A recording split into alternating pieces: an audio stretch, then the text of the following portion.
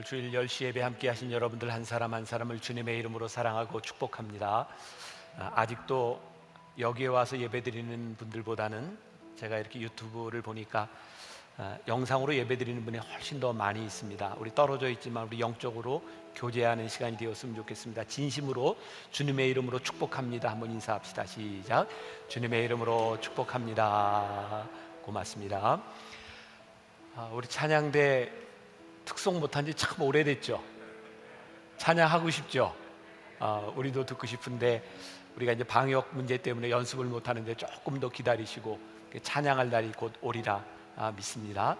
또 이 상황 가운데서 많은 연주하는 분들을 통해서 우리들이 연주를 듣는데 이제 M클래식이 기지개를 핀 거죠. 이제 코로나에도 불구하고 M클래식 한번 다 일어나 보시고, 그 다음에 여기 일어나기 불편하겠구나. 우리 오케스트라, 우리 파고스 오케스트라 늘 애쓰고 힘쓰고 또 우리 찬양대들 늘 봉사하고 하는들 박수로 한번 격려하겠습니다.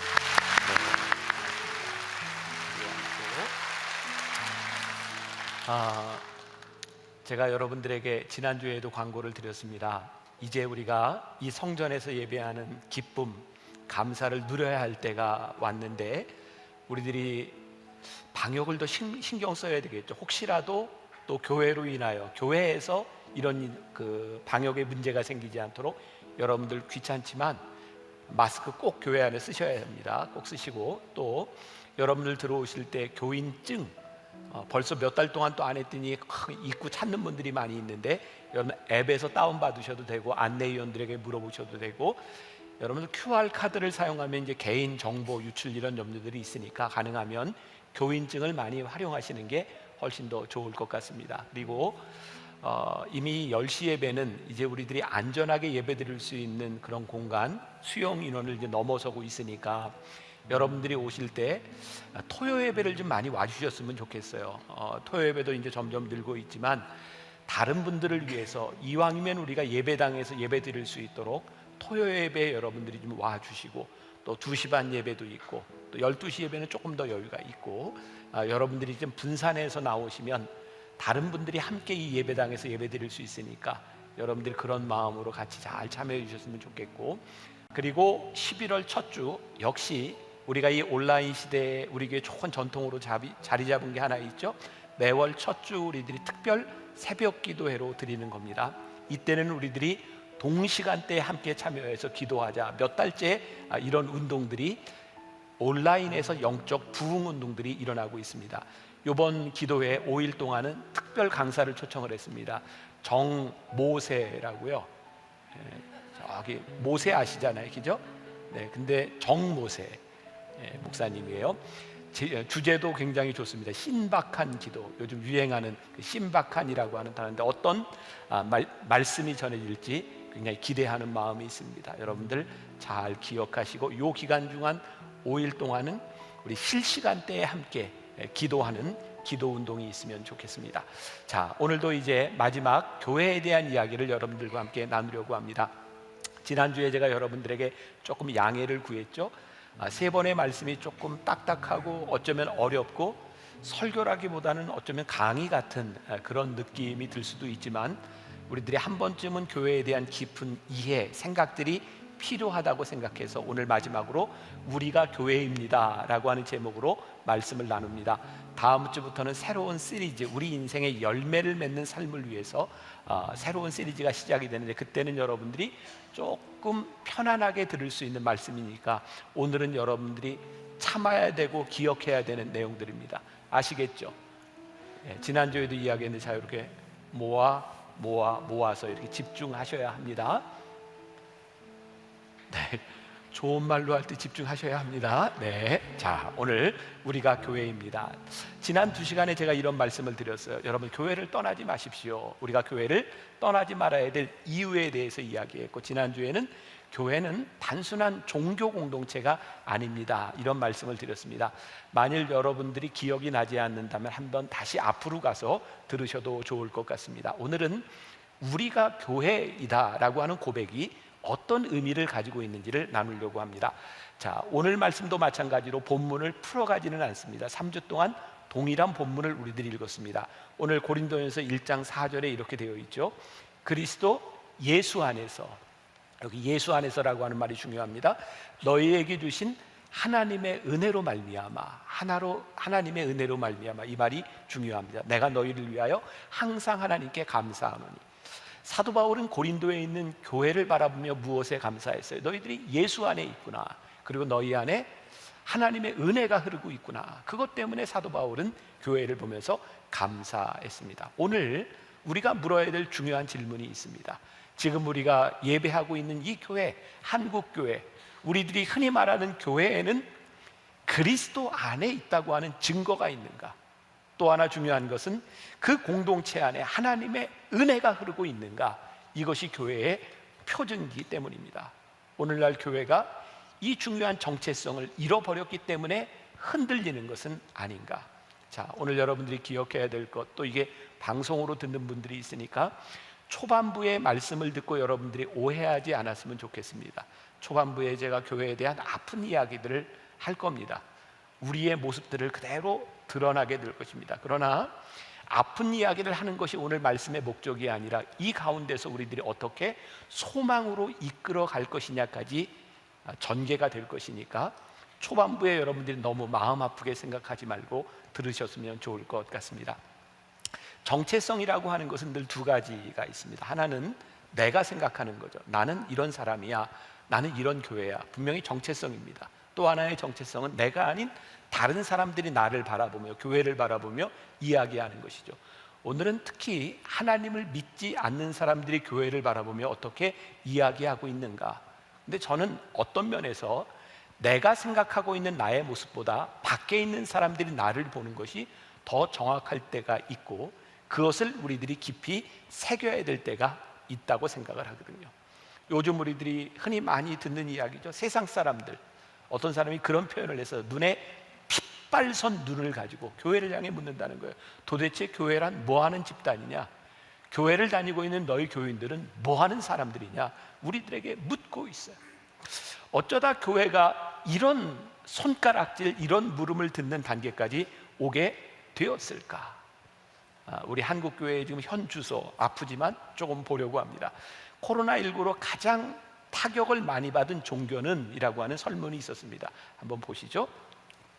여기에 보니까 가장 타격을 많이 받은 종교 가운데 82.1%가 어디일까요? 기독교입니다. 또한 저 밑에 파란 줄간 그래프를 보면 이 코로나로 인해서 그 인상이라고 할까요? 신뢰도, 그런 나쁜 영향을 받게 된 종교는 무엇인가? 라고 물었을 때 국민들의 63.3%가 기독교라고 대답을 했고요, 불교와 천주교는 5.3%, 8.1%밖에는 되지 않습니다. 교회는 이번 코로나로 아주 나쁜 그런 인상을 심어준 것이 분명합니다.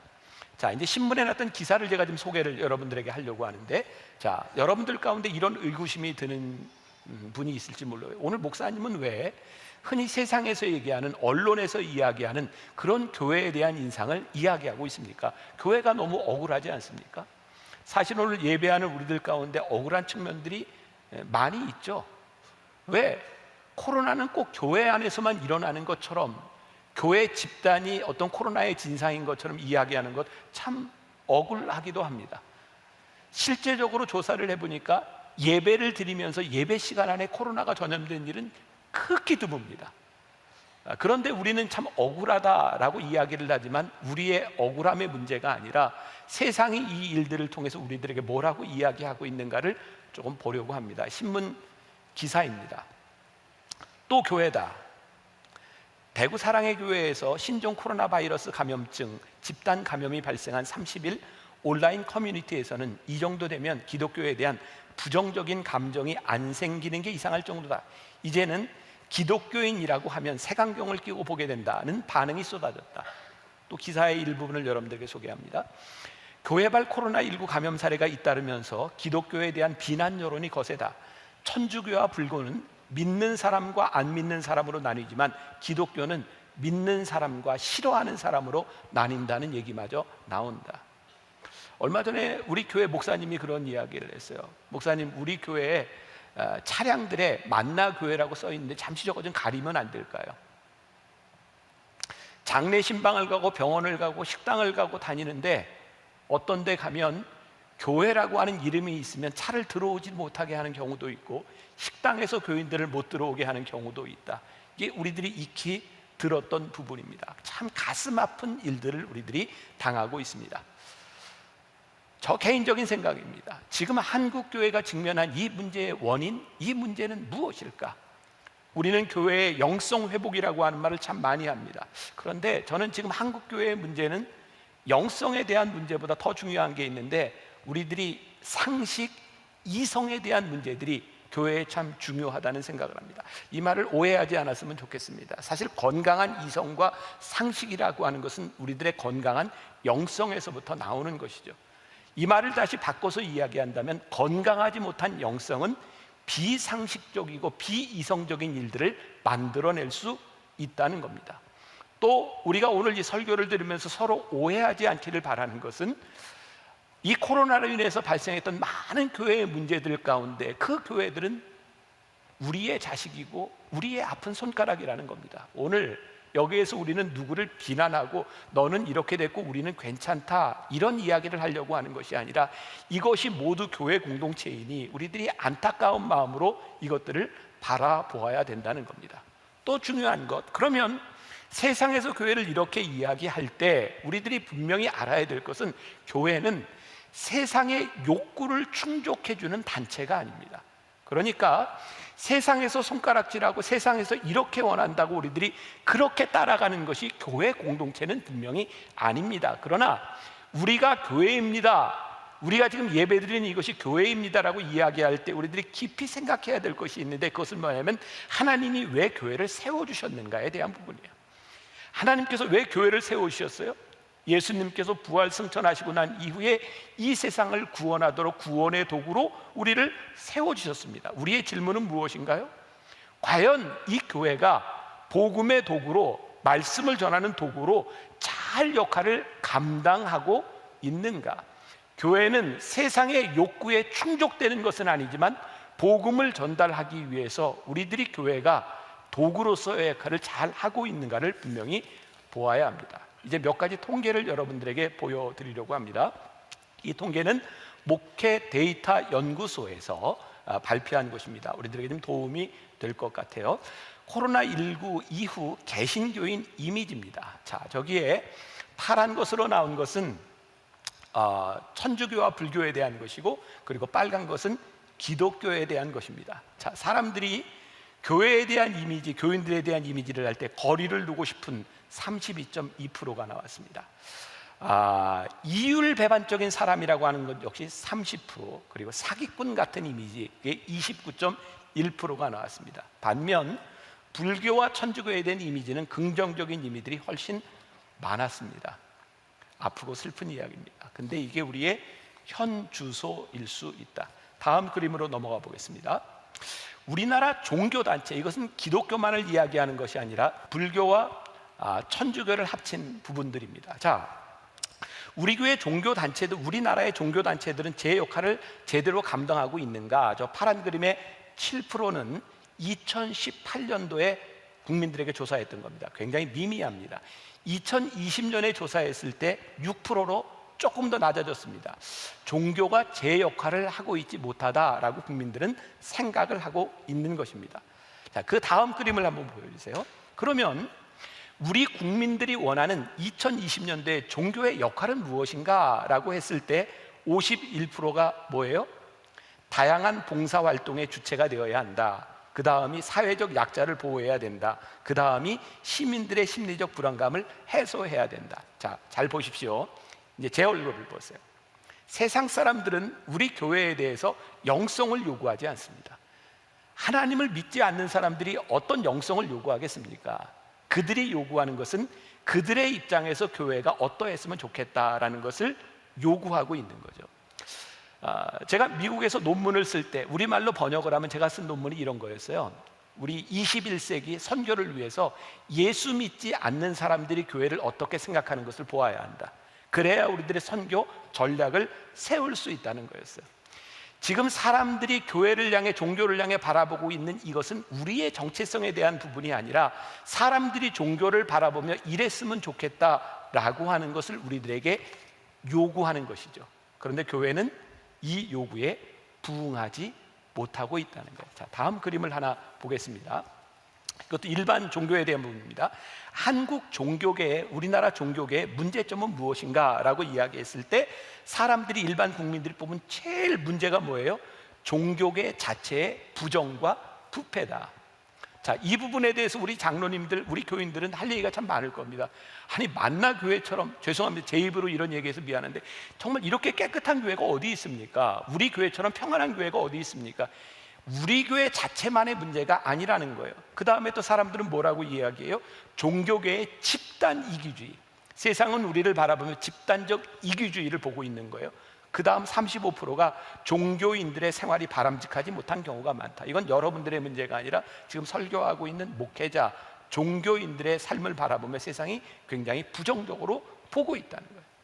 자, 그런데 그 다음 그림에 가서 보면 제가 참 놀랍습니다. 이 결과가 이율배반적인데 세상이 종교, 기독교를 향해서 이렇게 부정적으로 보고 있는데요, 그러나 종교의 대사회적 영향력은 점점 증가하고 있다는 사실입니다. 보십시오.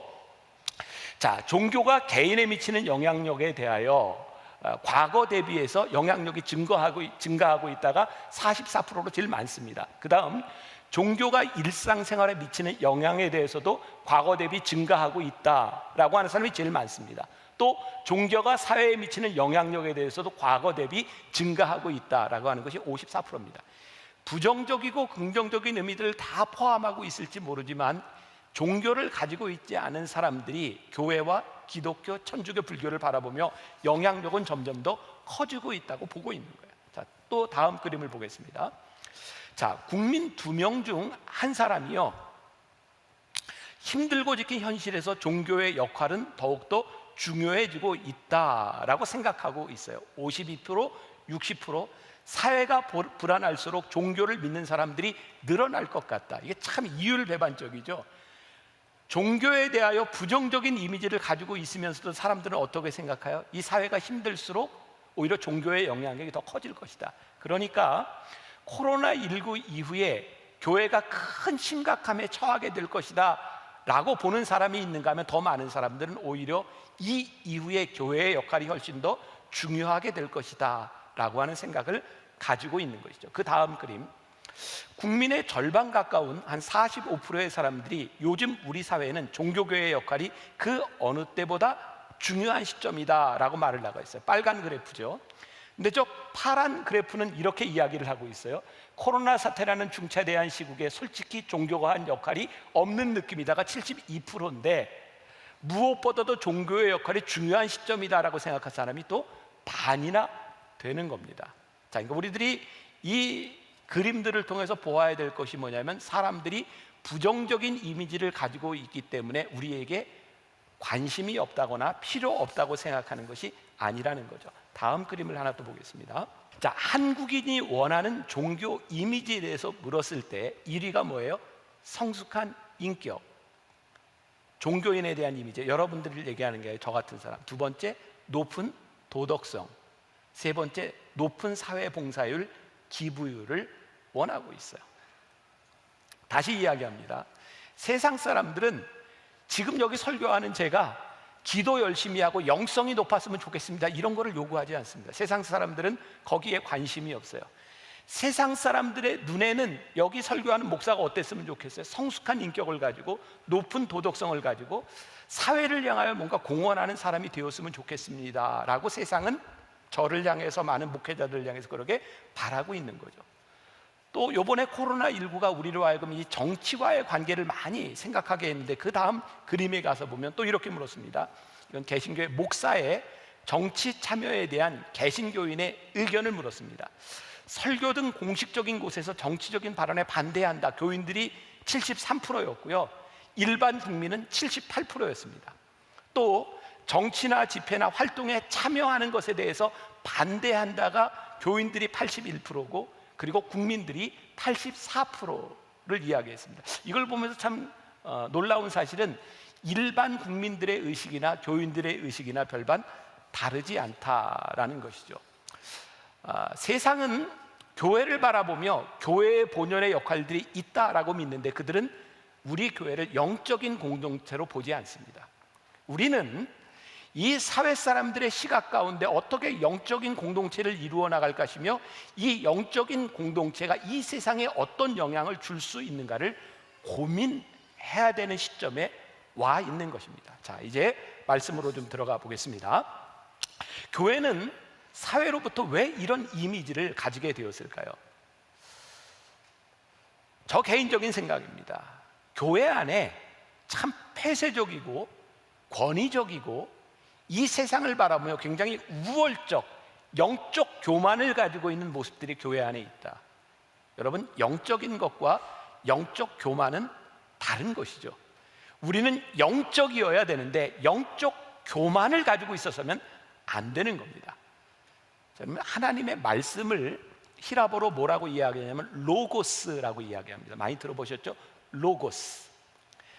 신령한 영적이다라고 하는 말은 로고스에서 파생이 되었는데 로기코스라고 이야기를 합니다. 이런 건 잊어버려도 좋아요. 로고스, 하나님의 말씀. 자, 이게 어떤 영어의 단어하고 비슷하냐면 로지컬이라고 하는 말이 여기에서 나오죠. 하나님의 말씀은 로지컬합니다. 이성적입니다. 논리적입니다. 여러분, 우리가 착각하지 말아야 될 것이 있는데 하나님의 말씀이 우리 안에 임하고 우리들이 영적인 사람이 된다고 하는 것은 비이성적이거나 비논리적인 사람이 되는 것을 의미하는 것이 아니라 우리들이 영적이 될 때 이 말씀 가운데서 우리들이 얼마나 논리적이고 우리가 얼마나 상식적인 사람이 되느냐입니다. 사실 지금 우리들이 살아가면서 이 사회와의 관계를 보면 우리들의 문제는 영적 지식에 대한 문제가 아니라 이 사회와 소통할 수 있는 상식이 많이 부족하다는 느낌이 제 속엔 많이 듭니다. 우리가 하나님을 믿는다는 이유로 세상과 우리는 타협하지 않아 라고 이야기했던 이 자랑들이 사실은 굉장히 중요한 문제를 가지고 있는데 타협하지 않아에서 끝나는 것이 아니라 교회는 세상과 대화하지 못하고 소통하지 못하는 사람들이 되었습니다. 그러니 교회는 시간이 가면 갈수록 교회 중심적인 집단이 되어버렸고 종교 공동체가 되어서 이 세상을 향해 선교하는 선교 공동체로서의 역할을 못하게 된 거죠. 그럼 선교는 뭐예요? 예수 믿지 않는 사람들에게 들어가서 그들과 소통하며 그들과 이야기를 나누며 복음을 전해야 되는데 교회가 이런 소통의 끈을 놓쳐버리게 된 것이죠. 이것은 영적인 문제에서 끝나는 것이 아니라 이 사회와의 대화에 대한 부분인 거죠. 자, 여기에 중요한 부분입니다. 이건 기억하셔야 합니다.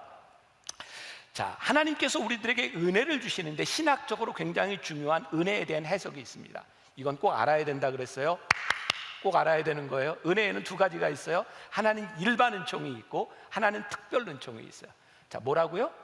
일반 은총과 특별 은총이 있다고. 일반 은총은 뭐냐면 신학적으로 이야기할 때 하나님께서 이 세상을 사랑하사 독생자를 우리들에게 주셨어요. 그러니까 하나님께서 이 땅을 구원하기 위해서 예수님을 보내신 것은 우리 크리스찬들만을 위한 것이 아니라 이 세상을 이처럼 사랑하사 모든 사람에게 하나님의 은혜가 주어져 있는 거예요. 이것이 뭐예요?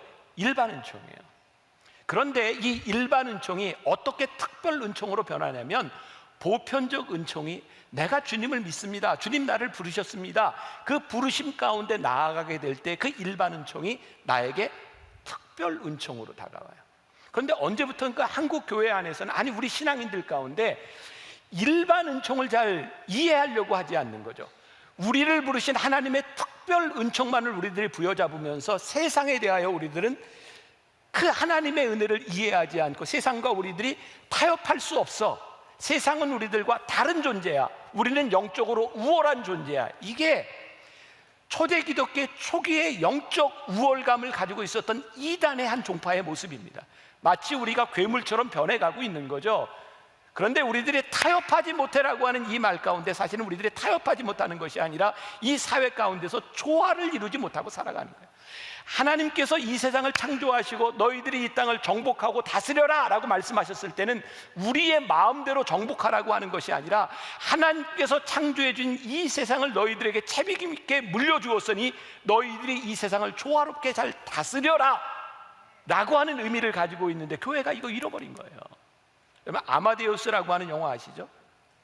거기에 나오는 아마데우스가 주인공이 아니라 살리에르라고 하는 사람에게 집중하고 있잖아요. 살리에르는 당시 모차르트 시대에 궁정의 음악을 작곡하는 굉장히 존경받는 인물이었습니다. 그런데 그에게 어느 날 이해할 수 없는 일이 일어나죠.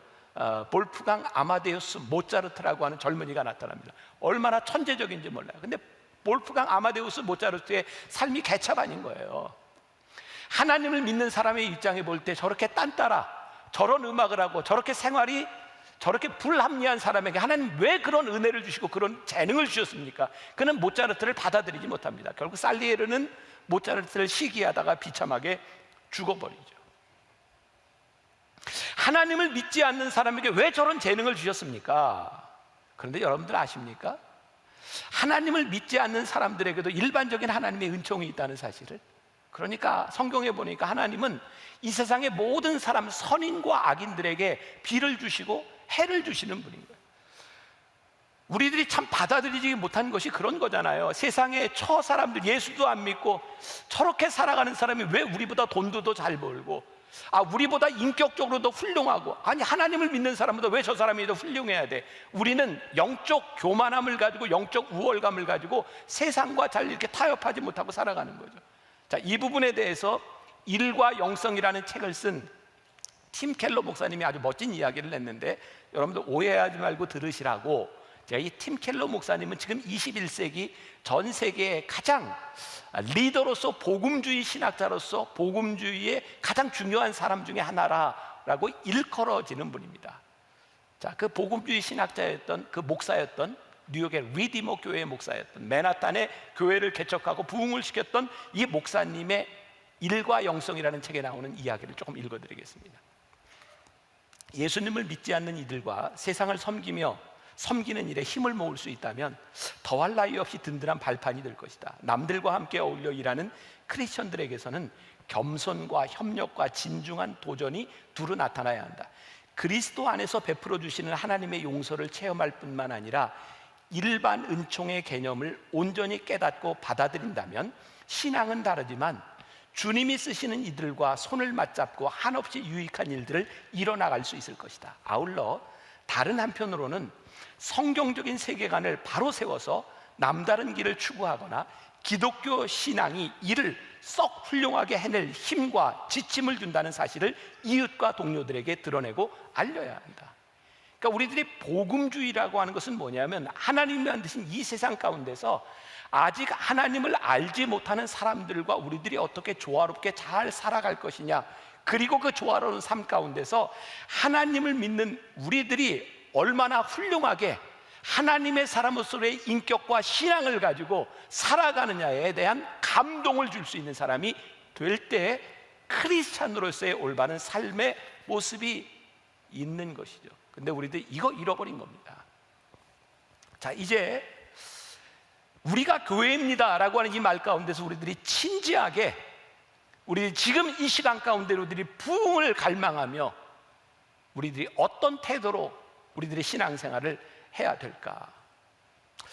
부끄러운 일이지만 한국 교회의 현주소 부끄럽습니다. 이 시대에 크리스찬도로 살아가는 것이 쉽지 않습니다. 그런데 이 부끄러움은 기억하십시오. 본질적인 우리 교회의 모습이 아닌 거예요. 복음의 모습이 아닌 거예요. 이 본질과 이 본질적인 교회의 모습을 왜곡한 우리 시대의 자화상이고 우리들이 신앙을 잃어버린 우리의 모습 가운데서 드러나는 부끄러움이죠. 제가 몇 주 동안 기록문화연구소라고 하는 곳에 나온 이야기를 여러분들에게 소개해드리고 있습니다. 지금은 세상을 떠난 영국의 마틴 로이드 존스 목사님, 그분이 20세기의 영적 지성으로 불리우는 분이죠. 그분이 이런 이야기를 했습니다. 지금 이 시대에 주어지는 메시지가 있다면 지금은 노래할 때가 아니라 물어야 할 때다. 마틴 로이드 존스 목사님의 글을 제가 그대로 조금 인용해 보겠습니다. 부흥은 되살리는 것입니다. 무언가 되살아났다고 말할 때 거기에는 생명을 가진 무언가가 이미 있었다는 뜻이 담겨 있습니다. 그런데 그 생명이 쇠약해지고 시들기 시작하다가 거의 꺼지기 직전에 이릅니다. 교회의 역사는 오르막길과 내리막길이 있는 역사입니다. 내리막길에 있을 때 교회의 생명과 활력의 표시가 거의 나타나지 않습니다. 그런 때의 사람들은 이젠 죽었어, 끝났어 라고 말합니다. 지금 우리가 살고 있는 이 시기의 사람들은 우리를 보며 이젠 끝났어 라고 말하지 않습니까? 그러나 아직 끝나지 않았습니다. 교회의 역사에 내리막길만 있는 것이 아닙니다. 끝났다고 여겨지는 그때 부흥의 불꽃을 발견하게 됩니다. 그것은 인간의 이해를 뛰어넘습니다. 전적으로 하나님의 역사입니다. 부흥이 일어나면 교회는 다시 오르막길로 올라갑니다. 이것이 교회사를 통해 본 교회의 역사입니다. 부흥은 그 생명을 일깨우고 자극해서 다시 밖으로 끌어내는 일을 의미합니다. 부흥은 교회의 삶에 비상한 은총과 활력이 다시 나타나는 것입니다. 부흥이란 신자들의 생명이 회복되는 것입니다. 죽어가는 무기력한 교회가 깨어나며 활기를 되찾고 생명의 기운이 솟아나는 것입니다. 저는 교회 역사를 공부하고 2000년 교회 역사를 바라보며 지금 한국 교회의 현실보다 더 암울했던 때가 2000년 역사 가운데 있었던 것을 보게 됩니다. 놀라운 일은요, 하나님은 하나님의 방법을 통해 교회를 살리셨고 하나님의 역사를 지속해 가고 계시고, 교회가 어렵고 타락하고 끝났다라고 이야기할 때마다 새로운 부흥의 역사를 만들어 내신 분이십니다. 오늘날 교회가 최우선순위로 삼아야 할 것이 있습니다. 우리의 무기력함을 인정하는 것입니다. 하나님, 오늘 우리는 너무 무기력합니다. 우리는 진짜 아무것도 할 수 있는 것이 없습니다. 오늘 진지하게 하나님 앞에서 우리의 모습을 내어놓고 회개하고, 하나님, 언제부터인가 우리들이 이 세상 가운데서 영향력을 잃어버렸습니다.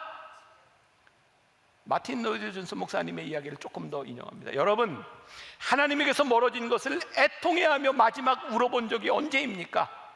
지금 우리 중에는 우는 법을 잃어버린 사람들도 있습니다. 하나님의 영광을 느끼고 너무 기뻐서 울어본 적, 그 순전한 기쁨 때문에 마지막으로 울어본 적이 언제입니까? 하나님의 영광을 갈망하며 울어본 사람은 잃어버린 영혼을 위해서도 울 수 있습니다. 잃어버린 영혼에 대한 부담이 없는 사람은 참으로 절박하게 기도할 수 없습니다. 참으로 소망하고 기대하면서 기도할 수 없습니다. 우리는 기도하고 또 기도해야 합니다. 참된 기도는 하나님을 인식할 때, 거룩하신 하나님 앞에 선다는 것이 무엇인지 알게 될 때, 그의 거룩한 이름과 그의 일에 열심을 품기 시작할 때, 사람들의 영혼의 상태를 보고 부담을 느낄 때에만 나올 수 있는 것입니다. 그때, 오직 그때에만 우리는 참된 기도를 드리게 됩니다. 저는 지난주에 보았어요. 우리가 몇 달 만에 예배를 드리며 그냥 교인들이 와서 얼굴들을 보고 감사하고 기쁘고 좋아서 울었어요. 하나님, 이것입니다. 우리가 목말라 했던 그때를 생각하며 하나님 앞에 예배하며 우리들의 울음들이 회복되는 일입니다. 그렇게 보니까 지난 몇 달 동안 우리들이 예배를 드리지 못했던 이 일들이 하나님이 우리로 하여금 하나님께 목말라 하고 예배를 목말라 하고 우리들을 영적으로 소성케 하는 그런 시간들을 우리들에게 주고 계시다는 거예요. 부흥이 오기 전에 필연적으로 변함없이 나타나는 현상은 하나님을 목말라 하는 것입니다. 그렇습니다. 부흥의 때가 오고 있는 것입니다. 우리가 오늘 이 예배를 사모하며 이전에 나오는 그 목마름으로 인해 하나님께서 우리들에게 부흥을 일으켜 주실 것이라고 우리들에게 말씀하고 계시는 겁니다. 목마름, 살아계신 하나님을 아는 지식에 대한 타는 듯한 목마름을 느끼며 그의 행하심과 나타나심과 일어나는 원수를 흩으시는 능력을 보고자 하는 불타는 소원을 느낍니다. 오늘 말씀의 제목을 우리는 교회입니다라고 했어요. We are church라고 하는, 우리는 교회입니다라고 하는 운동이 미국에서 일어났어요. 프레이스 첸이라고 하는 목사님은 아주 젊은 나이에 코너스턴 교회라고 하는 교회를 개척하고 수년 안에 5,000명이 넘는 굉장히 영향력 있는 설교자로서 유명한 목사님이 되었습니다. 그런데 그분이 어느 날 갑자기 다 모든 것을 내려놓고 선교사로 나갔습니다. 그리고 그분이 돌아와서 We are church, 우리가 교회입니다 라고 하는 운동을 벌이기 시작했어요. 계기가 있었습니다. 이분의 교회가 막 부흥하고 사람들이 세례를 받고 이제 침례를 주는 교회였는데, 어떤 갱단 출신의 한 청년이 침례를 받았답니다. 그런데 열심히 다니던 그 교회를 어느 날 이 침례를 받은 청년이 떠나갔어요. 친구가 묻습니다. 너 왜 교회를 떠나갔니? 너 왜 코너스톤 교회 나오지 않니? 그 아이가 이렇게 말을 합니다. 전 교회를 이해하지 못했어요. 침례를 받았을 때 저는 이제 본 경기에 출전할 수 있을 것이라고 생각했습니다. 매일 24시간 동안 일주일 내내 교회가 나의 가족이 되어줄 것이라고 여겼던 것입니다. 그런데 교회는 침례로 끝나버렸습니다. 나를 아무도 돌봐주지 않았습니다. 깽단보다도 못했습니다. 깽단은 끝까지 우리를 책임져 주는데 교회는 우리를 책임져 주지 못했습니다. 교회가 무엇을 해야 되는가? 교회는 우리들에게 무엇인가? 그리고 프랜시스 첸 목사님은 우리가 교회이다, 우리가 어떻게 살아야 되는가, 교회로 어떻게 살아야 되는가에 대한 생각을 가지고 We Are Church 운동을 벌이기 시작했습니다. 조금 읽어드립니다. 코로나 바이러스 사태와 그로 인해 불거진 교회의 부정적인 모습들을 통해 사람들은 교회란 무엇인가에 대한 진지하게 고민을 하게 되었다. 사람들은 우리가 그동안 경험하고 참여했던 교회만이 전부가 아닐 수 있다는 생각을 하게 되었다. 한 목회자에게만 의존하는 신앙생활의 한계와 문제점에 대해서도 깊이 생각하게 되었다. 만일 담임 목사가 소위 태극기 부대와 같은 생각을 지녔다면 성도들은 어쩔 수 없이 그의 생각에 따른 현상 해석만을 듣게 됩니다. 소위 촛불에 경도된 목회자와 함께 믿음 생활하는 성도들은 그에게 영향을 받지 않을 수 없다. 지금은 현명한 신앙인들의 삶, 성도들이 분별하고 내가 교회라고 하는 것을 분명히 인식하고 살아야 될 때가 되었습니다. 우리가 깨달아야 될 것이 있습니다. 우리들 자신이 교회라는 겁니다. 그동안 교회에 오지만 교회로 살지 못하고 변하지 못하고 하나님이 주신 은사도 활용하지 못했던 죽은 교회에서 이제는 살아있는 교회, 우리가 교회다라고 선포할 때가 온 것입니다. 우리가 슬퍼하는 것은 이 죽은 교회를 바라보며 슬퍼하시는 주님 때문입니다. 썩어서 냄새가 나는 교회를 향해 코를 막고 찌푸린 표정으로 교회를 바라보는 사람들을 보며 아픈 마음이 들기 때문입니다. 우리가 교회다라고 선언하는 순간 우리들 한 사람 한 사람이 교회로서 살아가는 놀라운 일이 일어나지 않겠습니까? 지금 교회에 대한 비난에 대해 누구를 향해 손가락질하거나 책임을 돌리는 일이 있어서는 안 됩니다. 요즘 목사님들을 만나면 종종 이런 이야기를 합니다. 세상을 향해 우리가 더 이상 변명할 필요가 없습니다. 아니, 세상은 우리의 변명에 대하여 아무런 관심도 두지 않습니다. 중요한 것은 다시 이 교회로 세상의 관심을 끌어모으기 위해 느리지만 차근차근 우리가 교회임을 선포해야 합니다. 누군가 이런 이야기를 합니다. 지금 일어나는 이 현실이 하나님의 작품이었으면 좋겠습니다. 우리가 흔히 노이즈 마케팅이라는 말을 합니다. 지금처럼 확실하게 분명하게 교회에 대한 노이즈 마케팅이 이루어진 적이 없습니다. 세상 모든 사람들이 교회에 대해 관심을 가지고 있습니다. 무슨 사고를 치는 것은 아닌지, 또 교회에서 코로나 환자가 나오는 것은 아닌지, 아마 예배가 지금 재개됐기 때문에 세상이 또 교회를 그렇게 바라보고 있을 겁니다. 그런 노이즈 마케팅 덕분에 세상은 그 어느 때보다도 교회를 주목하고 있습니다. 심지어 신천지가 이단이라는 것을 세상이 알아가기 시작합니다. 놀라운 일입니다. 놀라운 일입니다. 지금처럼 하나님을 믿지 않는 사람들이 교회에 관심을 두었던 때가 없습니다. 부정적인 관심입니다. 교회에서 무슨 사고를 칠지. 그런데요, 이 관심이 노이즈 마케팅, 하나님의 작품이었으면 좋겠습니다. 이제 교회가 어떤 존재인지, 교회의 본질이 무엇인지를 우리들이 이 세상을 향해 이야기할 수 있는 때가 되었습니다. 그래서 지금은 우리들이 울 때이고 자중할 때이고 조용히 기다려야 될 때이고 부흥을 갈망하며 기도하고 하나님을 목말라 할 때입니다. 우리가 교회가 되어서 고린도전서 1장 9절 말씀 지난주에 읽어드렸죠. 메시지 성경으로 다시 한번 읽어드립니다. 여러분을 이끌어 이 영적 모험을 하게 하신 하나님께서 자기 아들이시며 우리 주님이신 예수의 생명을 우리와 함께 나누고 계십니다. 하나님께서 여러분들을 결코 포기하지 않으실 것입니다. 그 점을 절대 잊지 마십시오. 하나님께서 우리를 절대로 포기하지 않을 것이니, 하나님께서 이 교회를 모으신 것이 하나님께서 우리를 통하여 하나님의 역사를 이루시기 위하여 은혜의 공동체로 우리를 부르신 것이니 절대로 포기하지 말고 우리가 교회임을 우리들이 믿으며 지금은 울며 기도하며 목마름으로 하나님을 바라봐야 될 때임을 우리들이 알아야 합니다. 우리 함께 찬양했으면 좋겠습니다. 30년 전 만들어진 찬양이죠. 부흥이라는 찬양입니다. 이 땅의 황무함을 벗어서. 생각해 보니까 지금 이때를 위하여 오래전 이 찬양이 만들어진 것 같아요. 우리 같이 기도하는 마음으로 부흥 찬양하겠습니다.